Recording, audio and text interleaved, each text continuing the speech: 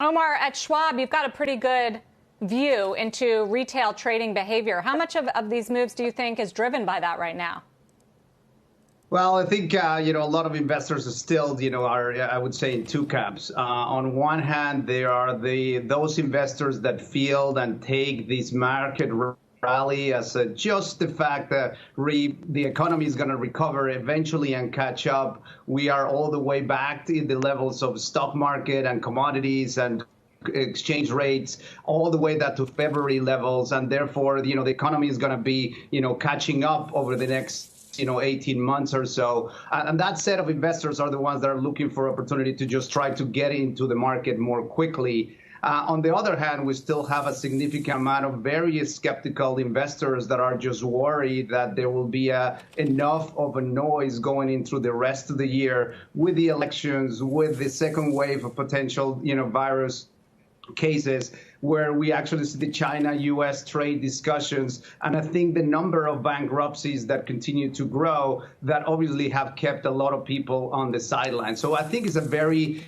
bipolar set of sentiment that you can actually see overall. I think it was interesting to see the leaders today being some of those sectors that are being sort of the least favored for the year. And I think that just gets a sense of how people are trying to just have a better diversification across the strategies and having to take that up from the leaders. Josh, what do you make of the fact that Apple and Tesla ran out of steam today? I don't know. I'm not sure that there's necessarily a great deal of meaning in that. Obviously, these stocks were heavily traded, all year, but specifically around the split. There was a lot of excitement. And maybe when the excitement wears off, some people say, OK, that was fun, I'm moving on. I really wouldn't make much more of it than that in the case of Apple. In the case of Tesla, it's another share sale. And, 5 million shares here, 5 million shares there. Eventually, you sop up a lot of the demand. So that's not me calling a top in Tesla, but when you drop that many shares on the market or you tell people you're about to, it does have an impact.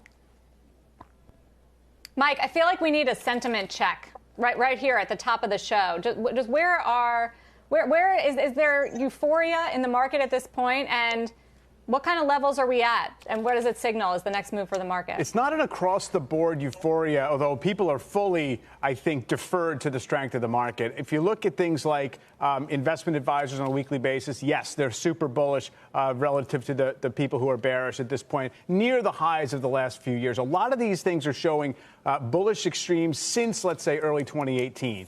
However, the average Wall Street price target is way below where we're trading right now. You're not seeing equity fund flows all that heavy, so you don't see that much in the way of more traditional retail investors chasing it with their dollars just because the market's up a lot and they don't feel like they have to. So I think it's not as easy as to say, oh, it's over bullish. But it's right now, if you were able to make the case 3 and 4 and 5 months ago that people are way too negative, they hate this market, and it just has to go higher, that's far less true than it ever was during this whole run. Hedge funds, it seems like their exposure's now been ramped as well, according to some numbers I'm just looking at. So, yes, people are fully bullish, but that doesn't necessarily mean that rings a bell at the top because, markets tend to be able to kind of deal with that for a long time when they're having these uptrending moves. It's much different than at the lows when super extreme fear tends to be a better indicator of a reversal. Omar, are clients doing some hedging at all? Are they buying some protective type assets, or is this just buying equities going long the winners? That's a great question, and I certainly, clients continue to ask a lot of questions about protection, whether it's through options strategies or just in general the traditional, lower beta type of strategies, or trying to even have higher allocations to defensive assets. It is very natural reaction in this part of the cycle when you see the level of the bull market that we have seen. On the other hand, because what we have seen so far is, this shift in sentiment because of the lower to negative real yields that we have seen globally in the bond market. A lot of the clients are actually obviously seeking for that level of income somewhere else. And I think the combination of seeking income in other asset classes with the need for potential protection going into higher volatility towards the end of the year has actually made some of these market dynamics slightly different than the traditional recovery we have seen. It is very unusual to see this level of bull market when some of the issues related to a crisis or a recession sources haven't been fully resolved. Josh Brown and Omar Aguilar, thanks both for joining us.